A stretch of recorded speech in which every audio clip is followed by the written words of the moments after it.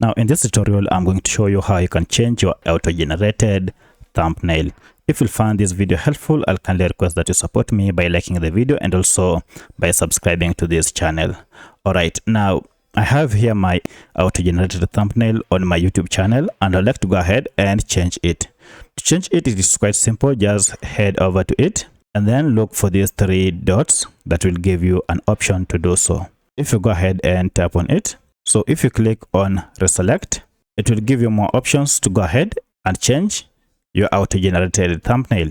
And now I can change to this, then click on done.